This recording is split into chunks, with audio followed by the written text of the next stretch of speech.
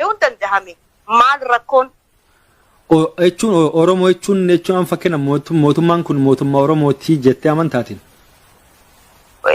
mootummaa naannoo Oromiyaa mootummaa Oromooti garuu maal godhu jira gaafii biraati. Wanni biyya karoorri isaa maaliin gaafii biraati garuu mootummaa naannoo Oromiyaati. Ana masaalee asitti illee dhiibachuun fedhu beekte jechuun wannaa sitti hin dhiibadhu.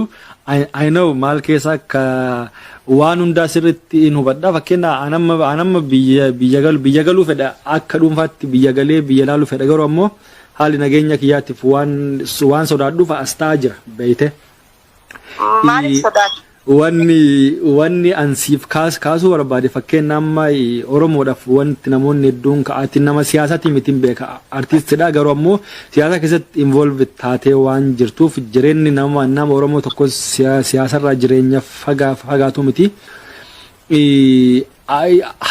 Mootummaan kun an fakkeenya hiriira dhiyoo tanaati irratti arguu dandeetta hayyoonni Oromoo hundi hidhatti guuramanii jiranii miidiyaan Oromoo cufamee Hacaaluun ajjeefamee kun mootummaan guyyarraa akka bineensaa ilmaan Oromoo nyaatu kun akkamitti mootummaa Oromoo jedhamayyuu artiist Saaliyaa Saamii wannummaan itti hafiyyuu haftu akkamitti mootummaa makaana waan isii walii wal tuqsiisa wayyuu akkamitti waan kana jettidha. Kanaaf ammallee amma wannan dhuma irratti si gaafadhu waa'ee suuraa Dr. Abiyyi natti himteerta waa'ee lola sassanii. Gaafii si gaafadhu. Okay gaafadhu. Gaafa Hitler achi biyyaatti jirtu tana nama fixaa ture san maal ture inni? Mootummaa ture. Okay, mootummaan kunis mootummaa. Okay. Mootummaan kunis mootummaa. Waan achi jiru barbaadde barnaaf galee bara. Mootummaan kunis yes mootummaa naannoo Oromiyaati fi mootummaa Itoophiyaa guutuu bulchuu jira Prime Minister biyya kana.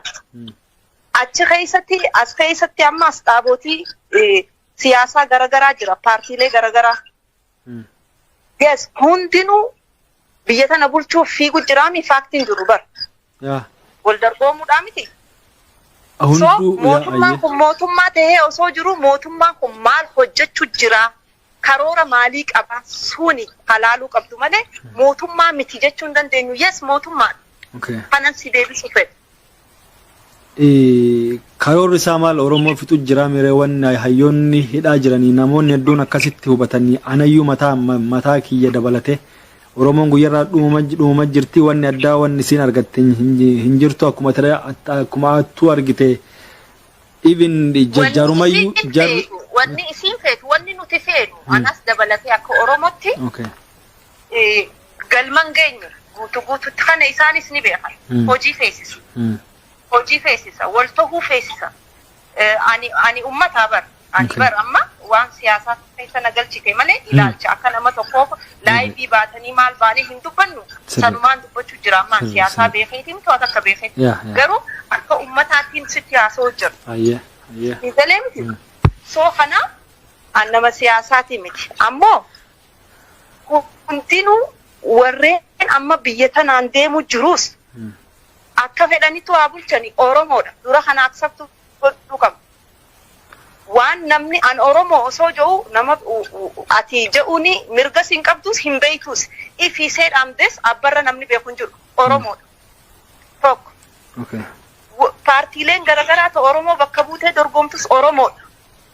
So jarri kun hundinuu yoo wal tahee fila hanga amma dabarre keessatti waan hedduu wajjin hojjechuu danda'an osoo waliin tuffanne wal dhagahanii jechuudha. Yoo wal ta'an rakkoon Oromoo isaan bira hin dabartu ture. Sababii hunda isaaniiti ha hidhames ha ajjeefames ha wanti garagaraa akka ta'u jiru hundinuu isaan hundi wajjitti gaafataman siifin hima. An akka hiyyaatti. Warra hidhamee fi warri mootummaatis walqixatti gaafataman jetta. Mootummaa fi hayyoonni kan paartiileen garagaraa rakkoo Oromoo laal afaan nama mimmichiirina siifin hima wanni jechuun jiru. I know where you going.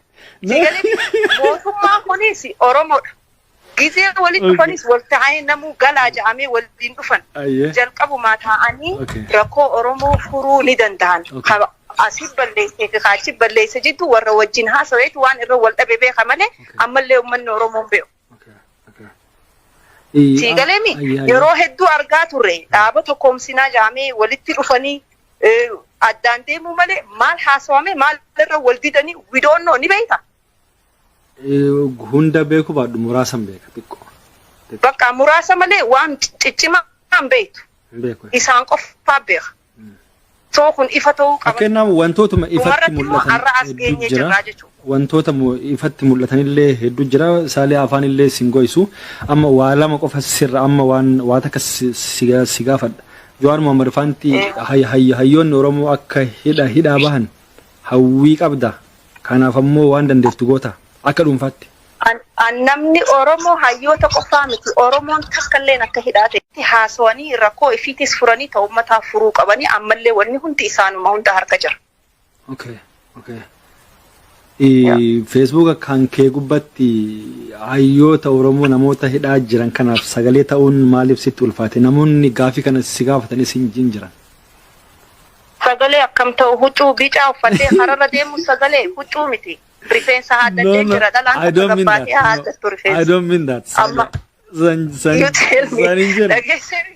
No, sanjichaan jiru. Fakkiin amma Free Jawaar Mohammad jettee barreessuun Saaliyaa Saamii itti ulfaataa jiraa jedhan. Free everybody. Nama hidhaa jiru. Okay. Nama hidhaa jiru waan hojjetan seerri harkaa qabaa mire. Okay. Qulqullaa'ee jechuun namu justice argatuudha qaba. Waan sirrii ta'e ilmi namaa hundi kan hidhaa jiru jechuudha. Namni tokko hidhamuu qabu seeraan ala. Okay. Kanaafuu badii jirtus qulqullaa'ee ummataaf ifa tahuu ummanni kara deemu beekuu qaba. Sigaleemi ilmi namaa tokkollee yakka hin qabaanne taanaan achi keessa taa'uu hin qabu. Yes nama yakka hin qabne hunda free everyone. Oromoo qofaa miti ilma namaa hidhaa jiru hunda laalamee haqni isaa bahee bahuu qaba. Hananin jaa garuu dirreerra deddeemee iyyuu huccuu fitti kaayee fakkeessuu Facebook irra katabuu miti. No Saaliyaa amma warra sanillee disrespect gochuu taare. Amaniin as jira. Saaliyaa haasawamuu qabu. Waan gaafatamuu qabu. Akkan hiree argadhetti kuni maali waan naagaluu jira. Waan hedduu warra akkas godhullee disrespect gochuun ta'ure. Deema malee namni naan je'eef miti kana fagoon. Okay. Tabuu miti. No Saaliyaa amma warra sanillee disrespect gochuu taare. Amaniin as jira. Saaliyaa haasawamuu qabu. Waan gaafatamuu qabu. Akkan hiree argadhetti